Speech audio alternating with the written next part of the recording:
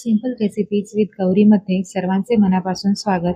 आज आपण season special गाजरचा हलवा बनवणार आहोत आणि तो सुद्धा गाजर कुकरमध्ये शिजवून बनवणार आहोत.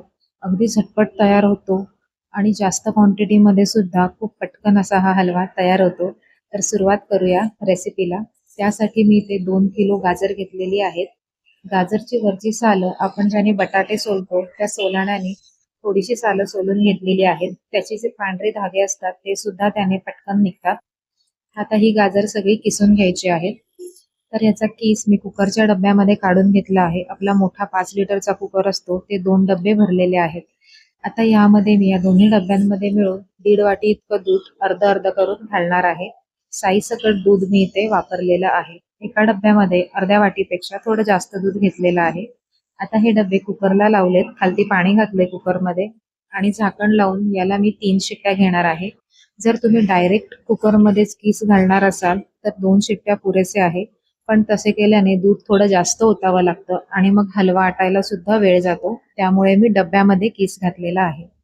तर तुम्ही बघू शकता 2 शिट्ट्यांमध्ये छान असा हा कीस शिजून तयार झालेला आहे. हाताने मी तुम्हाला दाखवते म्हणजे अंदाज येईल. 3 शिट्ट्या मी घेतल्या होत्या आणि आपला हा कीस छान शिजलेला आहे. आता त्याच कुकरमध्ये मी 4 मोठे चमचे साजूक तूप घेतलेलं आहे. यामध्ये आता हा गाजराचा कीस घालून घ्यायचा आहे. याचं जे एक्स्ट्रा दूध राहिलं होतं खाली डब्यामध्ये मी ते एका वाटीमध्ये काढून घेतलं आहे आणि त्याचा वापर एखादा ठेपला किंवा पराठे बनवताना ते आपल्याला वापरायचं आहे. फेकून द्यायचं नाहीये. आता गॅसची फ्लेम मोठी करायची आहे आणि त्यावरती एक 5 मिनिटं फक्त तुपावरती याला परतून घ्यायचं आहे.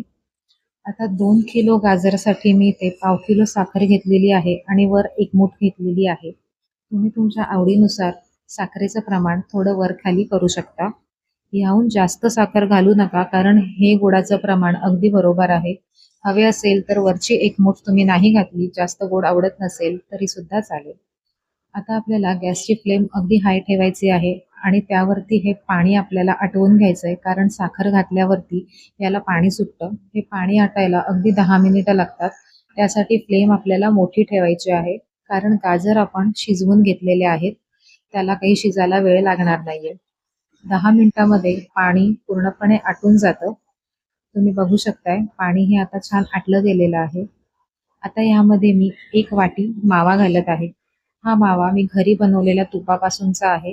तुपाची जी बेरी राहते हा तो मावा आहे.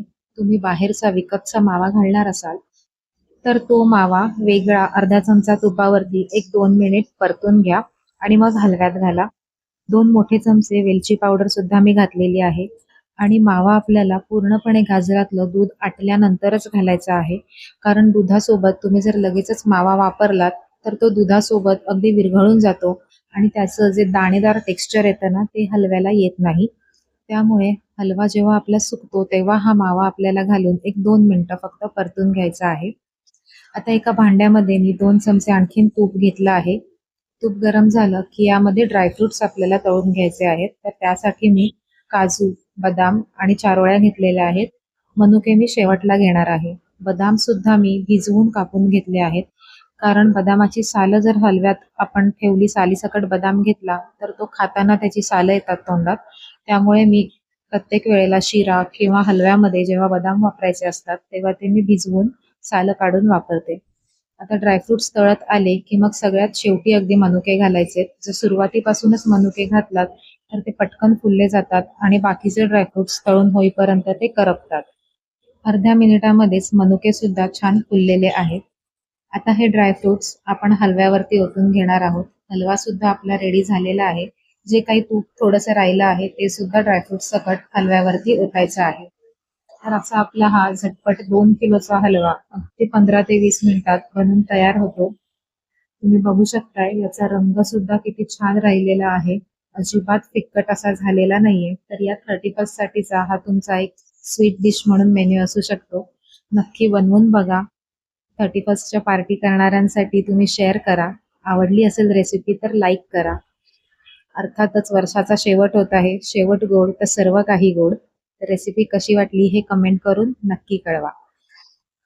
पुन्हा भेटूया नवीन रेसिपी सोबत नवीन वर्षामध्ये. Happy new year in advance.